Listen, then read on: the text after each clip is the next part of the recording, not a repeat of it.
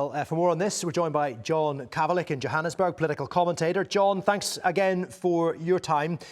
European leaders were very concerned about a number of points in that original draft. All sorts of things like the freezing of the front lines and Ukraine giving up territory and limits on its armed forces. What's your understanding to the extent that they've been able to influence the US and Russian drafted document? There hasn't been much. Fortunately, although President Trump didn't attend the G20 Leaders Summit here in Johannesburg on Saturday and Sunday, other leaders did. And so what it did provide them was a forum that privately they could all get together basically in real time and say, all right, what's our plan going to be for when the negotiators and the discussants meet in Geneva yesterday, Sunday. So it was good that they were here and they were able to try to flesh out as best they can what a position is. The problem is, and Dasha was great illuminating this, that some of the Russian legislators are reversing this, and President Trump is going along with them. Basically, no longer is Ukraine the victim, Russia's the victim, and Russia has to be protected.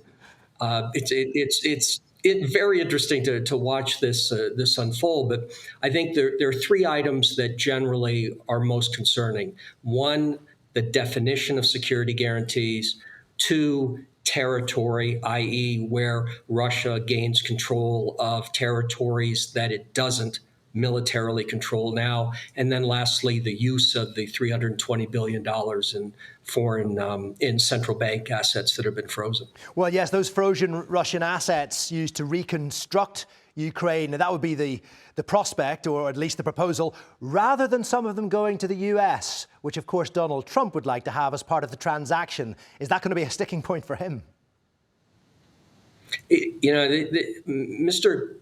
Kushner and President Trump's son-in-law, Mr. Witkoff, his special envoy, and I know probably they isn't politically correct, but these are New York City wealthy real estate guys who are Jewish.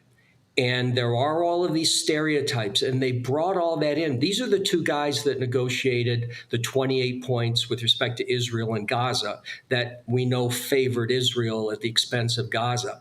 And we sort of seeing the same thing here, where it's favoring Russia at the expense of Ukraine, and they've turned everything into a profit motive, and somewhat, I guess, to provide a little catnip to President Trump. But what they're doing is setting the stage for just an impossible ability of any of the parties to A, reach an agreement, and then B, implement it. Let me just give you one example. On the security guarantees discussion, they added this fluffy language about it'll be any action by the Russian Federation will be seen in a transatlantic way. Well, that is NATO's definition. And the Article 5 similarities, I wish more people would read Article 5, because Article 5 of the NATO Charter doesn't require a member to do anything.